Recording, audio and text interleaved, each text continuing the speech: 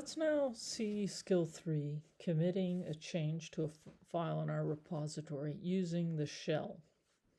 So first thing that we need to do is we need to open up a terminal at the location of the repository. I keep mine here in this GitHub folder in Documents. So first thing, I want to navigate. I'm working on a Mac, so what I can do is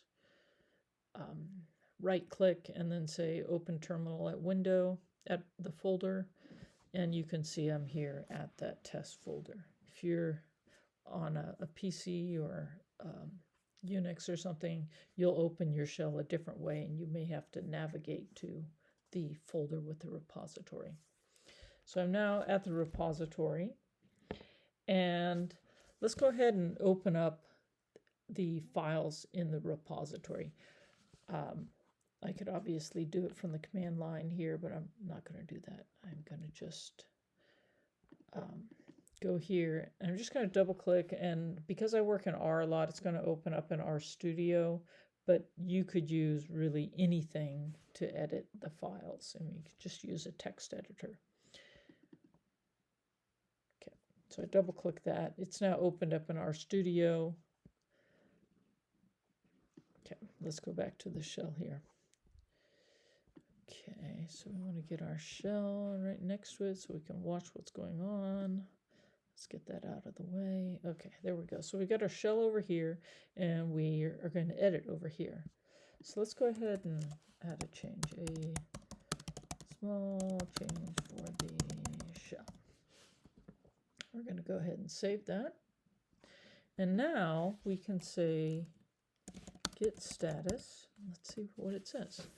All right, so it's telling us we're on the main branch. That's good. We only have one branch. It's saying we're ahead of origin main by 2 commits. So origin main is the repository up on GitHub. That's what it calls the origin. That's off in the cloud. And it's ahead by 2 commits. So these are commits that I did previously in previous videos, but I haven't pushed them up to GitHub yet. But look down here, it says we've got changes that are not staged for commit. So the stage means that they're not sort of selected to be committed to our history. Let's see, just for a moment, let's look at GitHub Desktop. So if I were in GitHub Desktop and I'm at test here, and you see the changes, and you can see that this is the change that's been made, and it tells you what the change is. And you see I've got this little checkbox. So check. So imagine I had a whole bunch of files here. Each one of them would have a little checkbox. And when I click this, I am telling Git that, hey, I want you to commit the changes to this file to the history with the little note that I'm going to write. So in GitHub Desktop, you stage them or select them by using this little checkbox. Now, obviously, when we're working in the shell, we don't have that little checkbox. So we have to write a command to tell it which change that we want to commit. So it's helped us out here. It's told us which one has been modified. So and it also nicely tells us how to add this file to the staging. So we do git add readme.md. There we go. And now do git status again.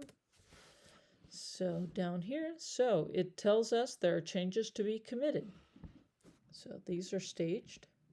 It's this file right here. So now we can commit it. So we say git commit, and then we do -m to give our little message.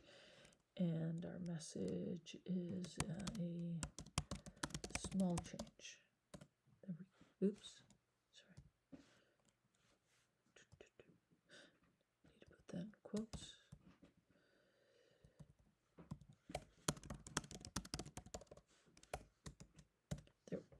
There we go. And once again, we're going to say git status. And now it says the branch is ahead by 3 commits because I've just committed one more thing. So I want to show you one more thing for how you can interact when just doing a simple little commit. So I could go over here to the file, do another small change, okay, like that. Go ahead and save that.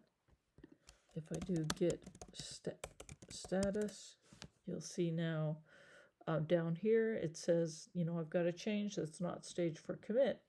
And it tells me I can add it, but it also says, you know, hey, if you don't want this, you could say git restore. So let's get rid of that little change here. So I could do git restore readme.md. There we go. And if I click that, you see it goes away.